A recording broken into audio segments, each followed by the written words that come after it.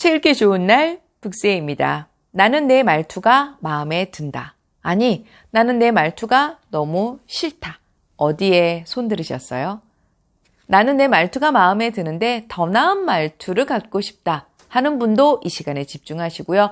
사실은요, 저 평소 때요, 제 말투가 너무 싫었어요. 말투에 대한 지적을 많이 듣고 있어요. 라고 만약에 하신다면 그래도 그분들한테는 더더욱 도움이 되는 그런 시간이 될 겁니다. 어떤 책과 함께 할 거냐면요. 말투의 편집. 제목 좋죠? 말투의 편집. 지은이는 김범준. 홍익출판사입니다. 결정적인 순간에 이기는 대화법. 필요할 때 꼭 필요한 말을 당당하게. 지은이를 보니까요. 회사에서 일어나는 모든 일들에 대해 개선의 솔루션을 찾아내고자 노력하는 회사의 관찰자로서 특히 인간관계를 좌우하는 언어의 흐름에 대해 관심을 갖고 연구를 진행. 비즈니스 커뮤니케이션 전문가로서 이름을 높이고 있다. 목차를 보니까요. 5장으로 이루어져 있습니다. 1장, 선택과 집중으로 일상을 바꾼다. 2장, 타인의 변화를 이끌어내는 말투 디자인. 3장, 적절한 거리 두기가 필요하다. 4장, 슬기로운 말투 디자인. 5장, 타인을 배려하는 말투 디자인. 프롤로그요. 내가 하는 말투가 나를 만든다. 말투는 사람을 만든다. 말은 한 사람의 철학을 그대로 드러낸다. 말투는 그 한 사람이 빈곤의 철학을 갖고 있는지 풍요의 철학을 갖고 있는지를 구별해 주기도 하고 지적 능력 그리고 사람됨을 드러내는 객관적인 자료가 되기도 한다. 주어진 사회적 위치에서 좀 더 나은 말투를 사용하는 것. 사회를 살아가는 인간의 기본 자세다. 상황에 맞는 말을 선택함으로 그냥 나를 더 나은 나로 만드는 말투를 나는 메이크업 말투 혹은 뽀샵 말투, 좀 더 격조 있게 표현한다면 편집 말투라고 한다. 우리가 영상을, 저 같은 경우에도 영상을 이렇게 촬영을 하고 나서 저는 중간 편집 이렇게 뭐 잘라내고 이게 전혀 없습니다. 틀리면 틀린 대로, 뭐 코를 만지면 만진 대로. 그런데 우리가 일반적으로 외출하기 전에 메이크업 하죠. 또 사진 찍을 때 뽀샵 처리하죠. 그리고 영상을 만들 때 잘못된 건 오려내는 편집도 하죠. 그런데 말투도 그래야 된다라는 걸 이렇게 조금 재밌으면서도 쉽게 이렇게 설명을 해주신 것 같아요. 누군가와 좋은 관계를 맺고 싶다면, 신뢰를 얻고 싶다면 말투를 메이크업해야 한다. 뽀샵해야 하고 편집할 줄 알아야 한다. 말투의 편집은 삶의 기술. 어떻게 살아야 하는가에 대해 고민을 할 줄 아는 사람이라면 다른 것 모두 제쳐두고 자신의 말투부터 고쳐야 한다. 저는 여기에다 공감 100배 이렇게 썼습니다. 어디에 해당되는지 한번 보세요. 내가 왜 누군가에게 환영받지 못하고 있는지, 왜 그들이 나를 피해 다니는지, 왜 그들의 모습에서 웃음이 보이지 않는지 등 궁금해하기 이전에 자신의 말투가 과연 제대로 된 말투인지 고민해 보는 게 맞다. 말투는 삶의 기술이기 때문이다. 혹시 이런 3가지 고민을 한번 해본 적 있으세요? 그러면 나는 제대로 하는 것 같은데 말투는 본인이 잘 모르는 것 같아요. 그래서 저는 한 번씩 추천해 드리는 게 뭐냐면 녹음을 해보세요.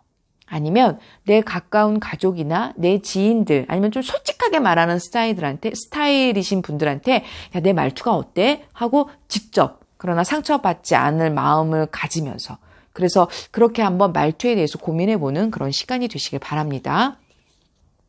좋은 건축주가 좋은 건물을 만들어내듯이 좋은 사람이 좋은 말투를 만들어낸다. 하지만 가끔은 좋은 건물이 좋은 건축주를 만들어내기도 한다. 좋은 말투만 잘해도 좋은 사람이 될 수 있다. 나를 만드는 건 내가 가진 돈, 나의 나이, 내가 맡고 있는 직책 등이 아니다. 나를 만드는 건 내가 하는 말투다.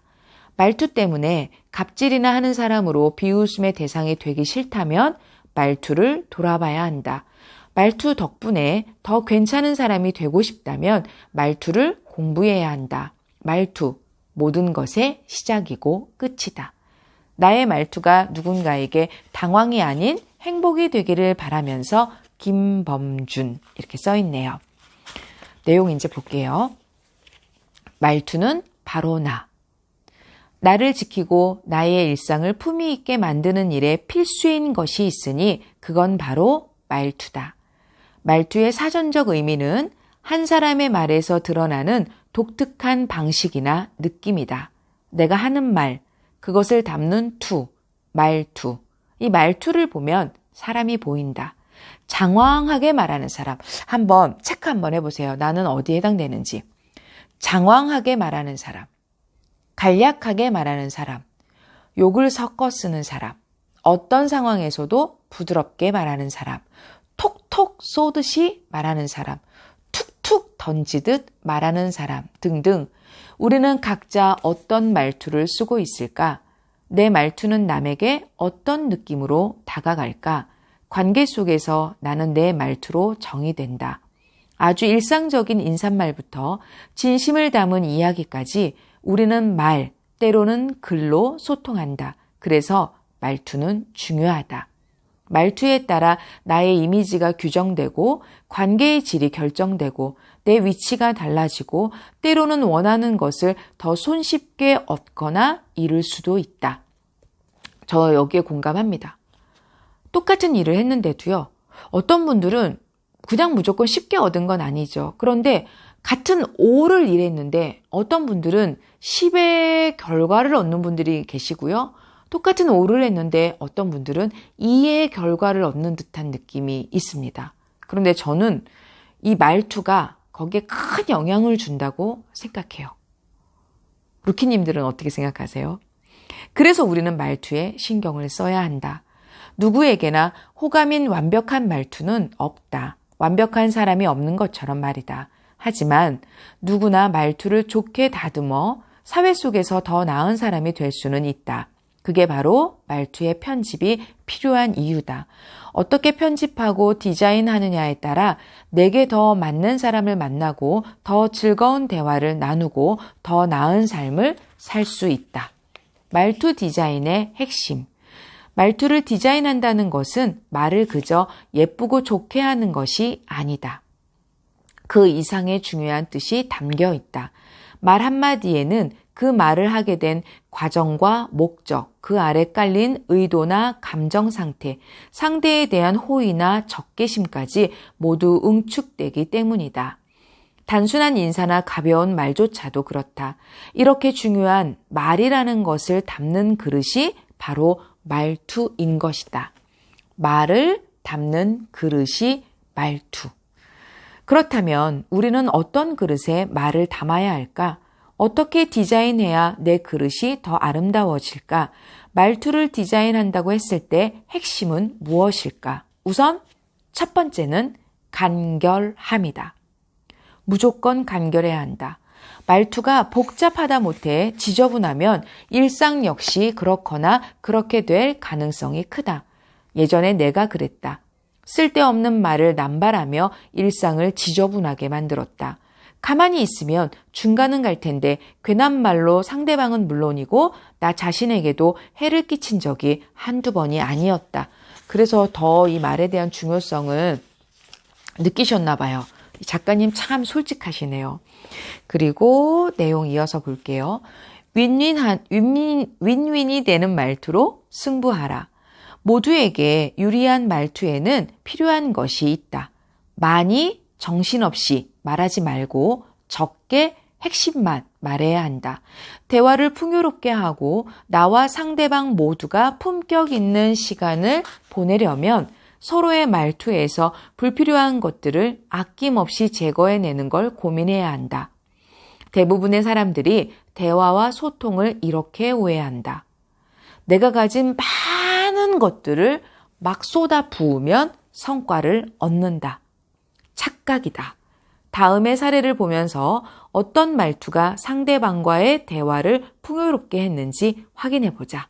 제가 두 가지 사례를요. 이거 내용을 잘 살려야 될 텐데요. 두 가지 사례를 이야기해 드릴게요. 고객은 의자를 사러 왔습니다. 그런데 A 샵에 갔고요. B 샵에 갔을 때 여러분들은 사례 1이 더 괜찮은지, 사례 2가 더 괜찮은지 한번 확인해 보시는 시간이 되시길 바래요. 사례 1. 고객, 의자 좀 사려고 하는데요. 직원, 의자요? 이거 어떠세요? 요즘 북유럽에서 유행 중인 모델인데요. 고객, 집에서 아이의 책상 의자로 사용할 거라 좀 저렴했으면 해요. 직원, 요즘엔 가격보다 기능이죠. 브랜드도 매우 중요합니다. 가격은 좀 비싼 편이지만 디자인이 좋아 인기가 많습니다. 한번 앉아보세요. 고객, 네, 아이가 앉을 의자라. 직원, 그럼 이 의자는 어떠세요? 책상하고 세트로 할인 판매 중인데 이 기회에 장만하시면 고객, 점점점. 이게 사례 1이에요. 그러면 사례 2. 똑같은 고객이 다른 가게 갔습니다. 의자 좀 보려고요. 직원, 누가 사용하는지 여쭤봐도 될까요? 우리 아이가 이번에 고3으로 올라가는데 의자를 바꿔줄까 해서요. 아, 요즘 고3 학생들에게 최고로 잘 나가는 의자는 이 모델입니다. 아, 그래요? 네. 아주 편해서 오래 앉아 있어도 허리도 안 아프고 고3이면 특히 의자가 편해야 하거든요. 써보신 분들이 많이 만족하세요. 고객, 좋군요. 그럼 바로 배송이 가능한가요? 사례 1이 좋으세요? 사례 2가 좋으세요? 여러분들이 고객이라면 어디서? 이미 답은 나왔죠. 사례 2에서 의자 배송이 가능한가요? 하고 답을 줬습니다. 사례 1의 경우 점원의 태도는 말이 길기만 하고 임팩트가 없다. 결국 고객은 결정을 내리지 못한 채 점원의 말이 강요로 들리는 말투만 경험한 셈이 된다.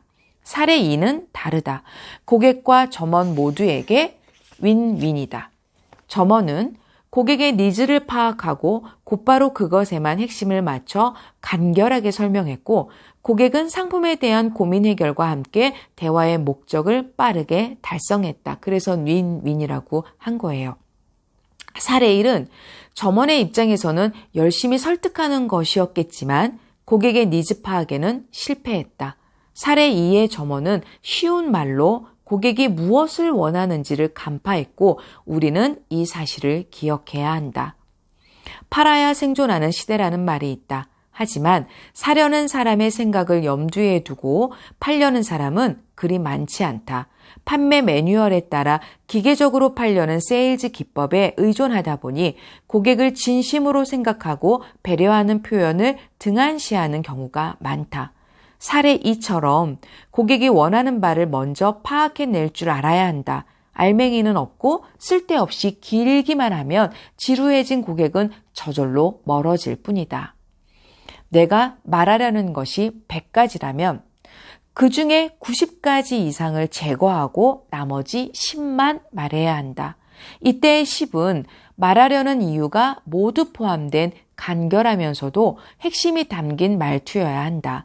상대는 나를 기다려주지 않는다. 특히 내가 갑이 아닌 을의 입장에 있다면 용건만 간단히 내가 해야 할 말을 임팩트 있게 전달하는 말투를 연습해 두어야 한다. 무작정 한꺼번에 많은 것을 전달하려고 애를 쓰거나 거창한 명분을 붙여서 말하는 것에 힘쓰지 말고 상대가 듣기를 원하는 핵심이 무엇인지를 파악하는 훈련이 우선되어야 한다. 그것이 바로 간결한 말투 디자인의 기본이다. 오늘은 여기까지만 할게요. 여기까지 읽은 것만으로 다음 영상에서 뵐 때까지 하나 딱 실천해보는 그런 시간이 되시길 바랍니다. 아셨죠? 루키님들, 오늘도 북쌤이 응원합니다.